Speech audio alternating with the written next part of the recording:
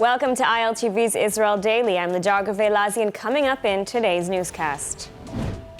3 rockets fired into Israel in response to the death of an Islamic jihad prisoner who died in Israeli custody after a 3-month hunger strike.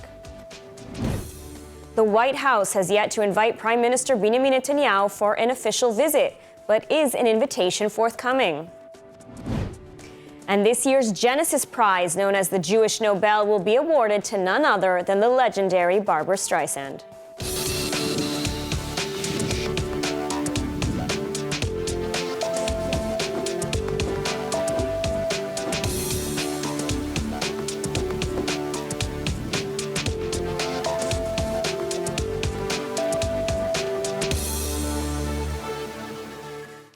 Three rockets were fired towards Israel from the Gaza Strip this morning, but luckily fell in open areas near the border.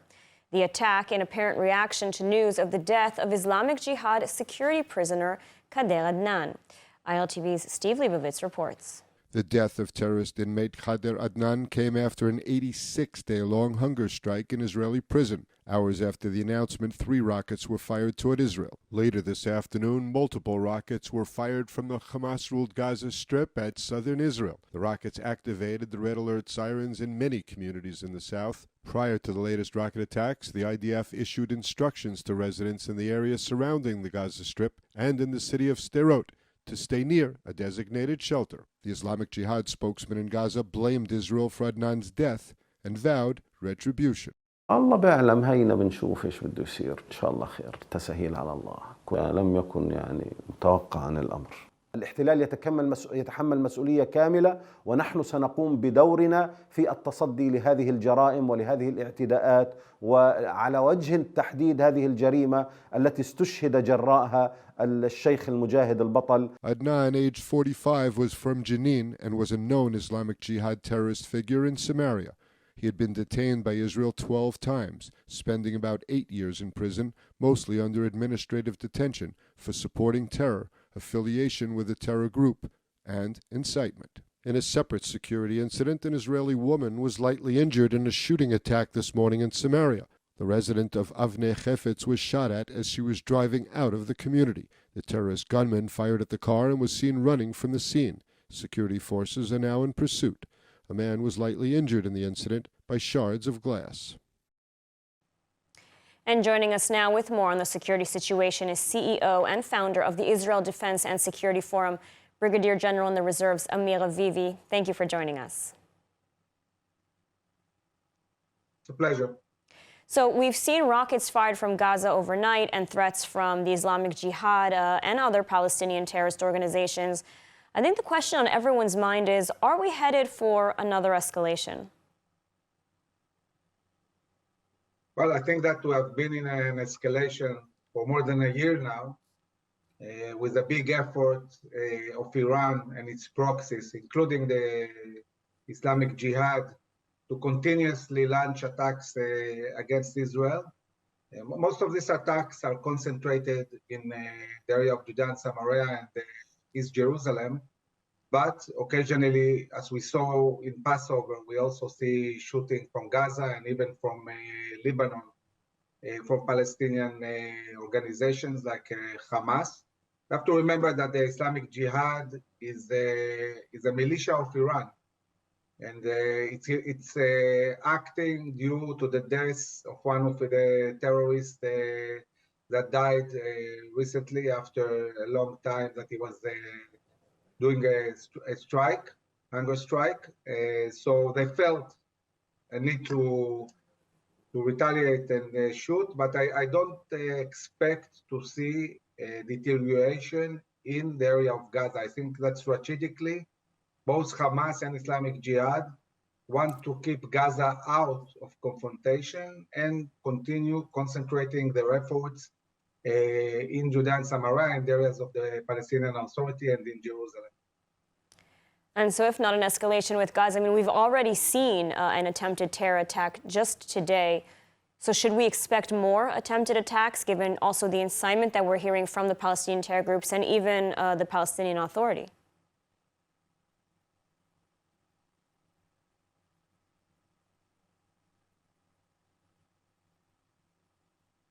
Well, I think we should expect more terror attacks, which unfortunately are succeeding in the Palestinian Authority and the areas of Judea and Samaria.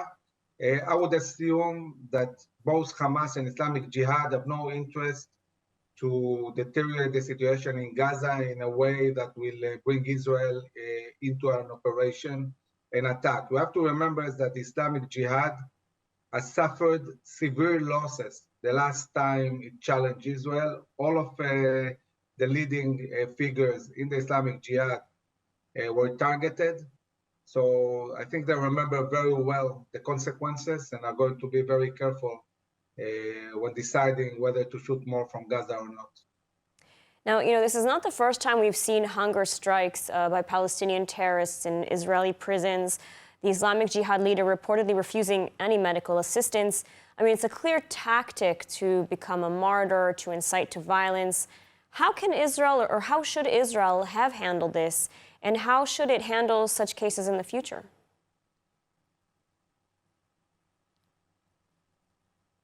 Well, I think that we have a lot of experience in these matters, and I think it was handled exactly the way it should. We shouldn't in any way surrender to such actions. This is what they want us to do. And if somebody willingly wants to basically kill himself, that's their issue. We are responsible of providing medical assistance, of providing food, but we cannot control a personal decision of a terrorist what to do himself. In this sense, I think that Israel has conducted the right way. And now, you mentioned Iran and its connection to the Islamic Jihad. And of course, Iran has ties with Hezbollah in Lebanon and with the Assad regime in Syria. Defense Minister Gallant saying just last month that we are likely to see a multi-front war should there be another escalation, another confrontation. I mean, what's your take on this?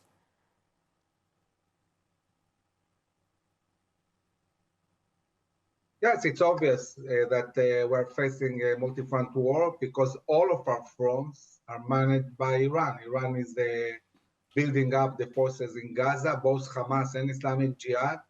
It's also weaponizing and building Hezbollah and its militias in Syria, in Iraq, and in Yemen. This is all one big Iranian force, and the Iranians command it, equip it, budget it.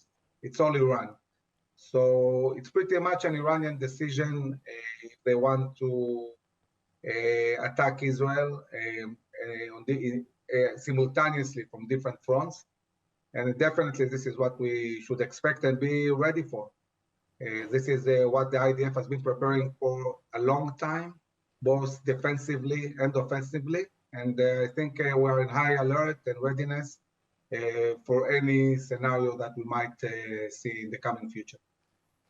All right, well, let's hope for calm, especially after the rocket fire and today's incidents. Brigadier General in the Reserves, Amir Avivi, thank you so much for speaking with us today. It's a pleasure. Thank you very much.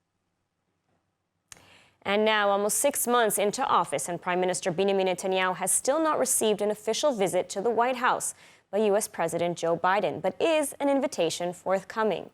ILTV's William Sharon with the report. White House National Security Spokesman John Kirby said on Monday that Prime Minister Benjamin Netanyahu will visit the White House at some point. His comments came after the U.S. House Speaker Kevin McCarthy said during his visit to Israel that he would invite Netanyahu to Congress if President Joe Biden does not issue an official invite soon. Kirby told reporters that Israeli leaders have a long tradition of visiting Washington. President Biden and Prime Minister Netanyahu have known each other for a long time.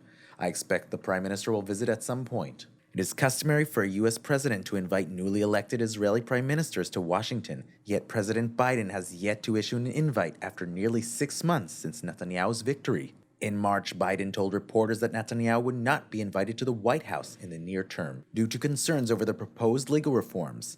Israel cannot continue down this road, he said, adding that he hopes that Netanyahu walks away from it. Netanyahu has since put the legal reforms on hold as the government focuses on other issues, such as passing the budget. While in Israel, McCartney addressed the Knesset, becoming the second U.S. speaker to the House to do so.